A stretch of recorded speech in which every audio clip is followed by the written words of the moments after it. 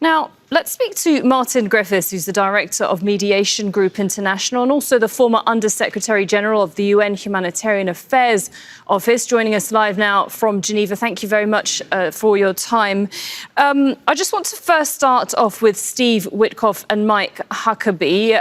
What are they likely going to be seeing during their visit to aid sites? Because there's clearly going to be high levels of security. We've seen in the past how tightly controlled visits are, the very limited ones, by Israel, which has put Gaza under complete lockdown. We saw that with journalists.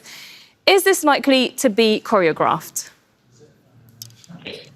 Yes, I think definitely it's likely to be choreographed. And indeed, I'm thinking about this and thinking that if I was one of the 2 million Gazans starving to death, this would be a day I'd like to go to an aid distribution point with slightly less risk, probably, but no other day.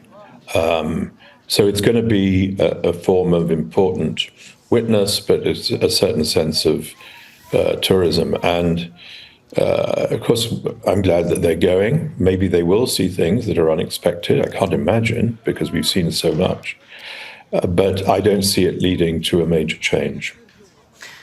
OK, and Mr. Martin Griffiths, we've seen that more than 1,000 Palestinians have been killed just trying to get aid, and that's since Israel replaced the UN-backed aid delivery system with the Gaza Humanitarian Foundation, also known now as GHF, which started its operations in May. Do you think that the Israeli-American enterprise is a failed one, and how so?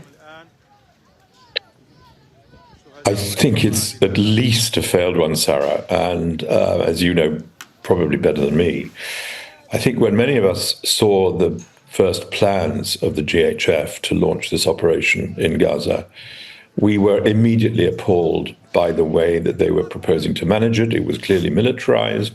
They'd have their own security contractors. They would have IDF camps placed right beside them. We now know, as your correspondent said, that they're in fact under instructions from the IDF.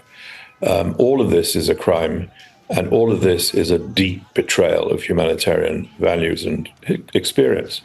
But what I, at least, did not sufficiently anticipate was the killing, and was the absolutely critical result of this operation, this sole humanitarian operation allowed by Israel in Gaza.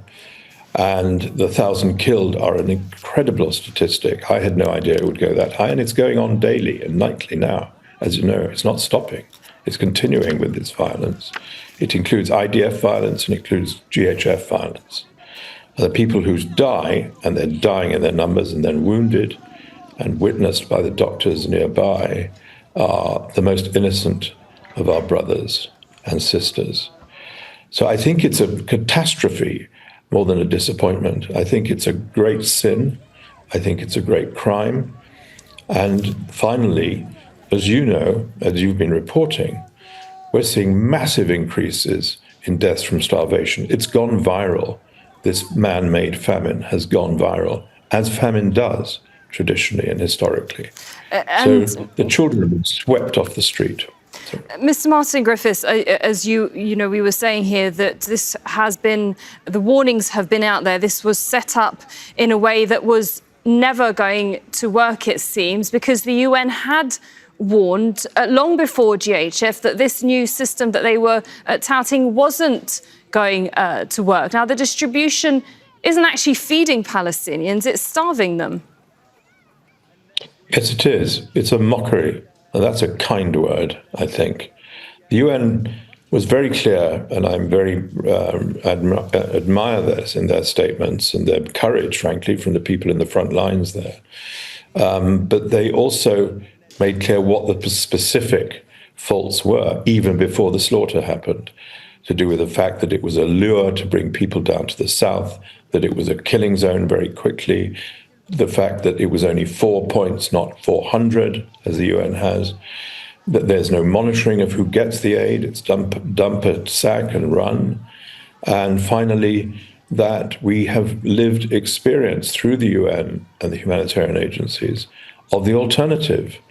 The earlier months of this spring, we saw what the proper system could do in terms of delivery. Turn back famine, turn back hunger briefly, 2 months before May. But it's just appalling how the world and Western allies and governments, allies of Israel, can allow this to happen, as you were saying earlier, on our watch. There's no excuse anymore. We know this. Thanks to you. Well, this is it. It's all been unfolding. Certainly, social media has played a role with the Western world finally seeing these photos of starving children, ribbon bones. And now airdrops are the chosen option by Israel, allowing airdrops on Wednesday. Usually that is the last measure, the last resort in such an occasion. Is this proof that the setup, the Israeli-American-backed GHF, isn't working if it's had to resort to airdrops? Well, I think it is exactly what it is, Sarah. It is exactly that. It shows that there are people in these capitals who are desperate to show that they want to do good, even when they're doing the opposite. Airdrops are a last resort. They have lots of risks. We've seen it happen already in this week of airdrops in Gaza. People hurt, wounded, killed on the ground because of the drops.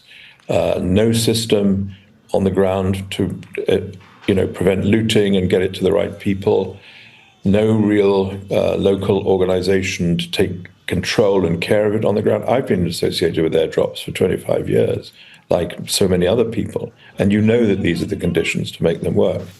But I think it is a sign that there is growing pressure, still very inadequate, growing pressure internationally to stop this appalling nightmare that we're seeing for the people of Palestine.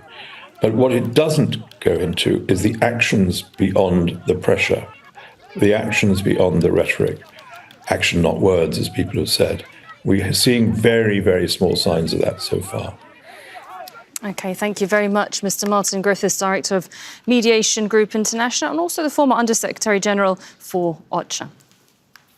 Thank you, Sarah. Thank you.